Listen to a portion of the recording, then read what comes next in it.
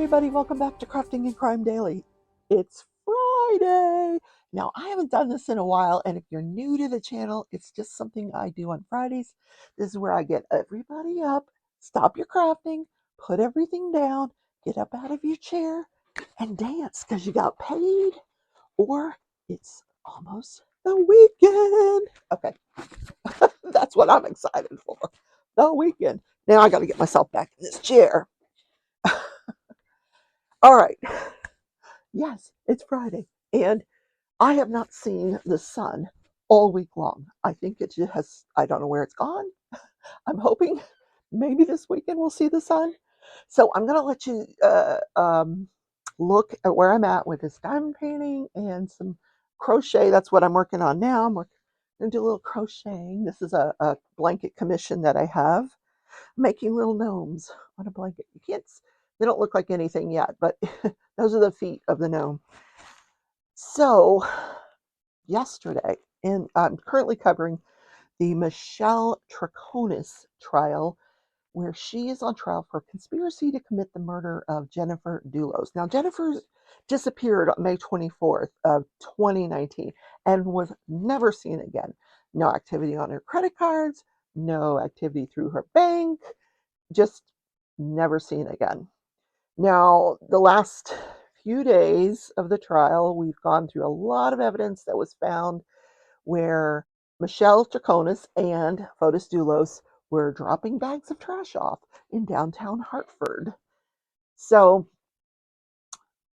we know from the police recovery of those contents of the trash bags that there was a lot of bloody evidence, and we have not heard the DNA results of that evidence yet. But in any case, the day starts out with the lead detective yesterday, and he's there to present his interviews with Michelle Troconis. Now, he also interviewed Fotis Dulos. Now, I don't know if those are going to be shown or not, but all day yesterday was the first interview of Michelle Troconis. Now, today, as I'm speaking to, I'm sure the jury's being shown 2 other interviews that they had. So on June 2nd, now Jennifer disappears on May 24th. The evening of May 24th is when Michelle and Fotis are driving around this black Raptor, dropping bags of trash off in downtown Hartford. They are arrested on June 2nd not for murder, but for, what was it? Tampering with evidence. And they're brought in for questioning. Now, Jennifer has a lawyer with her, and I don't know that I caught his name. It's not the guy that's representing her now. It might be that Ken Mulvaney. Actually, no, because there is a point in time where she mentions Ken,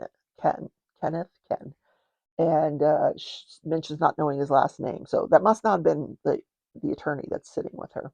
Anyway, he doesn't have much to say until the end of the interview. So this interview goes on the entire day. Because it gets stopped and started, and they have breaks and they have lunch, and it's a 2.5-hour video that was spread out over the entire day. So I decide, I get up this morning, I'm going to watch this entire thing because I'm not convinced that this woman is guilty of anything, especially after listening to this first interview. So June 2nd, and this is something you need to know during the interview, June 2nd is when she and Fotis are arrested. And they don't search the Jefferson home where Michelle is living with Fotis and her daughter until the next day, June 3rd. That's when they find the laptop bag and the alibi script that they're calling a timeline in front of the jury. So this lead detective, he doesn't know about this script when he's talking to Michelle Troconis and he's getting her interview. Now, a couple of things you need to know about this interview. I don't believe that English is this woman's first language, because there's a couple of ways she's speaking during this 2.5 hour interview. When she's very sure of a story, um, as her attorney, he got kind of he got kind of miffed that they were calling it a story. So he asked the prosecution if they could call it an account. Okay, whatever. So during her story, if she was quite sure of what she was saying, she sped up. Her English sped up, and she seemed more confident about what she was talking about. When she's not so sure of her answer, you can see that she's reaching for words, like she's trying to reach. When you're talking to someone that doesn't speak English, they at the beginning they'll go like they're reaching for the English word for what they want to say, and her speech is much more cautious. And that was just my observation. Now, if you guys watched it and you saw something different, please let me know. But if I was a juror, this is things that I would be picking up on her. Now, you can't see her that well either because the video's not the greatest. There's 4 people in the room, she and her attorney and 2 detectives. Now, before they get into the room or after they get into the room, they tell her, and this was at the beginning of the interview and at the end of the interview. First of all, your relationship with Otis is over. It's over. But they're telling her how concerned they are for her safety, because apparently, as they were being booked, I guess she had felt like she was going to pass out, and she's putting her head down between her knees, and they said that Otis was giving her the evil eye, like he was looking at her really. They were very concerned the way he was looking at her, like he had daggers in his eyes. Is one way they explained it. So they told her, he was giving you really menacing looks, so we're concerned for your safety. If he's done something with Jennifer, he could do something to you know. So you might not want to go back home to him after you get out of jail. So she was not free to go after she was concluded this interview. She had to go back to jail, wait to get a bond set, have her first appearance, get a bond set, and then bond out. So she is asked, you know, about the day of the 24th. What'd you do that morning? So she says that the night before, she had spent the night in her daughter's room because she said she had fallen asleep with Otis, but during the night there was a thunderstorm, and her daughter had come into the room. I don't know how old her daughter was. I thought she was a teenager at the time, but I could be wrong. Comes into her room, says she's scared because of the thunderstorm, and so she leaves and she goes into her daughter's room and sleeps the rest of the night with her. She has her alarm set for 6:40 a.m. She gets up the next morning. This is Friday the 24th. She wakes her daughter, and her daughter gets up to go to school and she gets in the shower and getting ready for school. So she goes, Michelle Troconis goes into the master bedroom where Fotis is still sleeping, and she gets in the shower. And she said, during the shower, he jumped in there with me. Um, just as an aside, guys, this is a very good looking man. I mean, Fotis Doulos is handsome. Oh my God. He was a gorgeous Greek man. He really, really was. And he could jump into the shower with me anytime. Anyway, so at one point during the interview, they asked her, what was he wearing when you first saw him that morning? And she's like, he was naked. I think they meant later on, but that's pretty funny. Anyway, so she finishes her shower, she gets dressed, she goes downstairs with her daughter to prepare for school, and they're free. They are squeezing fresh orange juice that morning. What? Okay. Because her daughter was responsible for bringing juice to the school. Um, So they're proceeding to squeeze fresh orange juice. And then she takes her daughter to school. And she said that she normally drove the Jeep Cherokee.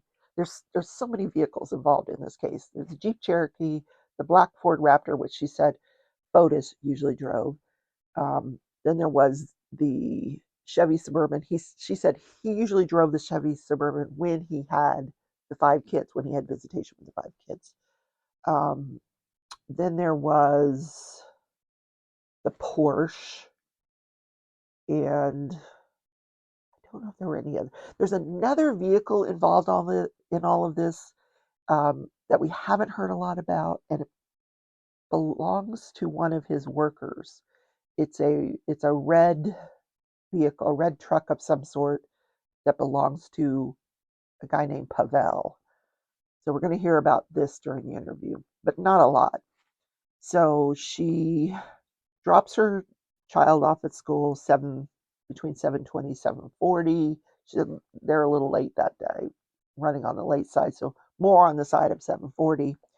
And then she returned home around 8:20, and she put her purse in the kitchen and then went to see Fotis in his office. You remember this is a 15,000 square foot home, by the way. And he's got an office that's above the garage. So she goes over and sees him, and she sees that he's in a meeting with Kent, his attorney, the attorney for the Ford Group. Now, when they asked her what was he wearing that morning, they meant when she saw him in this meeting.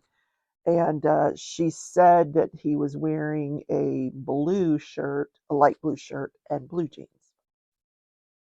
At one point, she said that he apparently later on during the day, he had changed that into a white shirt, but he didn't change his blue jeans. Now, when we see him that evening on the footage from downtown Hartford, where he's dropping the trash off, he has on that white shirt and the jeans.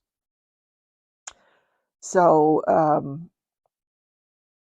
she said she got a call from a friend after she confirmed that he was in the office, and she assumed that the rest of the morning that's where he was. She doesn't know for sure, but she assumed that's where he was, in the office that morning.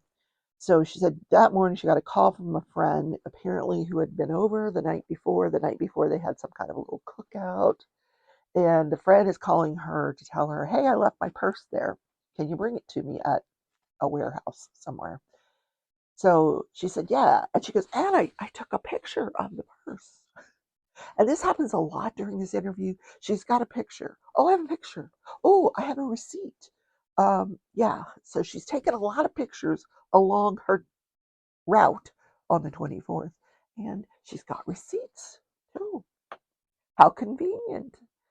So she leaves about 9 o'clock she gets her purse, her friend's purse, and she goes to drop this off at this warehouse, which is at this A1 storage facility where Fotis has 2 storage lockers.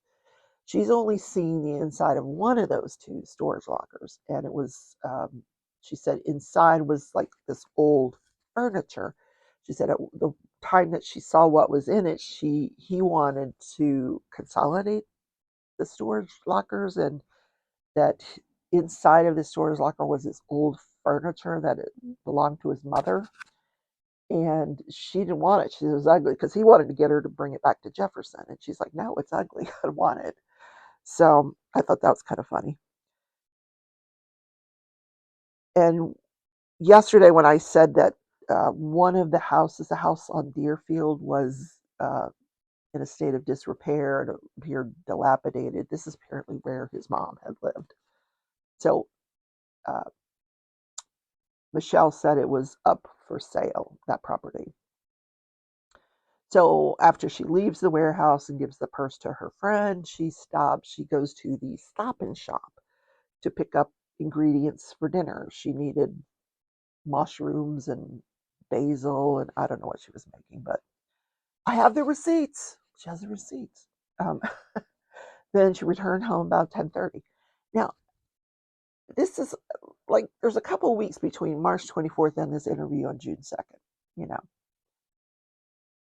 I can't tell you what I had for breakfast an hour ago, much less what I did 2 weeks ago and what time I did it, and that I took a picture or have receipts of it. Yeah, I don't know.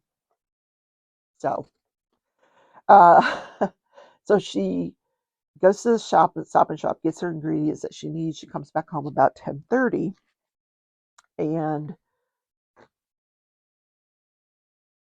she's just says she's just tooling around the house. And then Fotis, she's upstairs, and Fotis calls up to her and says, "Let's have lunch." She thinks this was between 1 and 2 p.m., and that she heated up some shepherd's pie and they had lunch together. And then the plan was they were going to go to his one of his properties where there was going to be an open house the next day, and they were going to clean up this property. He wanted her to bring cleaning supplies to this property. Now he leaves. They leave separately. He goes in his I don't know which vehicle he took. I want to say the black Ford Raptor, but he goes and she takes. I don't know if she took the Suburban or if she took the Jeep, but she loads it with the cleaning supplies, and then she gets there. And when she gets there, she realizes, oh, she took the Jeep Cherokee.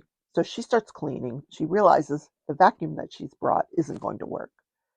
So she puts that back in the Jeep. And around 3 o'clock, she says, "Oh, I got to go pick up my daughter." So she gets in the Jeep and she starts to head to her daughter's school. But en route, she remembers, "Oh, wait a minute. She's staying late at school. I don't actually have to pick her up till like 9 o'clock or 9:30 that night." Some kind of show she was in that they weren't apparently going to go watch. So she goes. She stops back at the Jefferson house, drops the vacuum cleaner off, picks up a broom, and then comes back to property that they were cleaning up. And the 80 Mountain property, 80 Mountain Spring, I think is what it's called. But apparently on this Mountain Spring Road, Fotis actually had 3 properties. One was developed, the other 2 were not. Now, it was asked if these other 2 properties have um, brush that needs to be cleared, or she's like, no, no, no, the properties have already been cleared, they're just not developed. And she said something about, she was very hard to understand. She said something about one of the properties they're not allowed to develop. I don't know.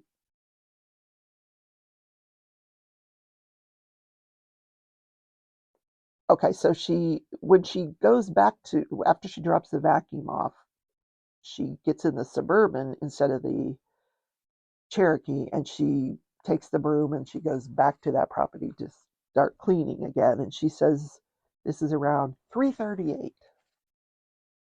Okay. Then she talks about having to pick up her daughter at 4 or 4:30, but then later on she's like, she didn't pick her up till 9:30 because she was at this show. So I was a little confused about that. Now I got to count here: 1, 2, 3, 4, 5, 6, 7, 9, 10, 11, 12, 13. Okay. So I'm confused about the timeline. I really want to compare, now that I've sat through this whole interview, I really want to compare that, what I've heard in the interview, with what was written on that timeline. And I'm sure the jury will be allowed to do that at some point.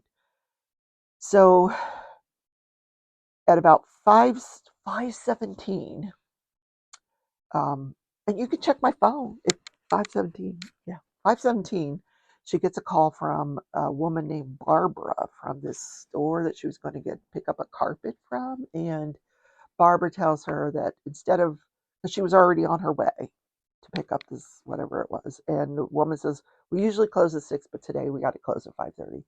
So, but we'll be open first thing tomorrow. You can come by then." So she turns around and she goes back to Jefferson, and she gets there. She says about 5:20. When she arrives, she sees Fotis, and this guy is she said she called him a property manager. Otis's property manager, Pavel, were out there outside talking. So then, about 6:30 or 7 o'clock, they're both in the house, Fotis and Michelle, and he says, "Hey, let's go to Starbucks."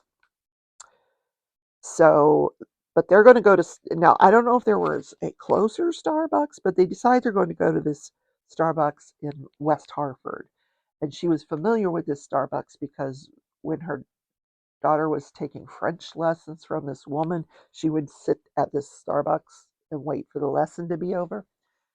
So but on the way to this Starbucks, they're driving around Hartford in the black Ford Raptor. They take the black Ford Raptor. They're driving around Hartford and they're making these stops where Fotis is dropping off trash. She said they've done this before. After they've cleaned up one of the properties, they drop off the trash. So she said she didn't know what was in the trash. She didn't look. She, she said, I was on the phone with my friend while he was dropping off, while we were driving around and he was dropping off the trash. You can check my phone. Yeah, you can check. Um, then they showed her a picture, a still photo that they had taken from that C4 video surveillance footage where she's reaching down and putting something in the grate. They're like, what were you doing? So she says, I had spit out some gum, and so my hand was kind of sticky, so I was just wiping the gum off my hand on the grate. And they told her, we know you dropped a FedEx envelope into there.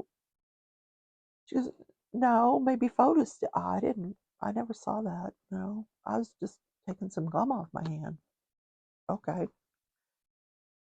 Now, the detective that was doing this interview at the time, he was under the impression that there had been 30 stops. He didn't know that there was fewer than that. He didn't learn that till later on. So he's like, we know you stopped 30 times. Now, you are allowed to lie during a police interview to the person you're interviewing. They call it a ruse. It's a technique. But he says, no, I wasn't lying. This is what I thought. And and she goes, 30 stops. Are you counting red lights? She knew it wasn't right. So I'm just trying to figure out where we're at here. She said she didn't look in the back of the truck. And so eventually they do end up at Starbucks where she had to go. They go inside. They park. They go inside because she had to go to the bathroom because she got her period. And you can check. No, she ordered a Java chip coffee. I don't do Starbucks. A Java chip tart, and she wanted a chocolate croissant, and they told her no, we only have those at breakfast time. So then she ordered a ham and cheese, or maybe it was turkey and cheese sandwich. Um, then she talks about how she has never met Jennifer. She doesn't know Jennifer, never met her. Then she was shown a picture of a man that was going through the garbage, another C4 surveillance footage picture.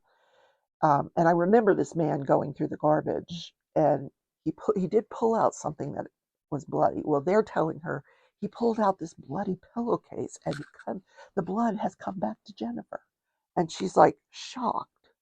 She's like, "Oh my God! Well, where's the pillow? I don't know. I don't know." Um, then they kept asking her where Fotis was that morning. Where was he that morning? In his office.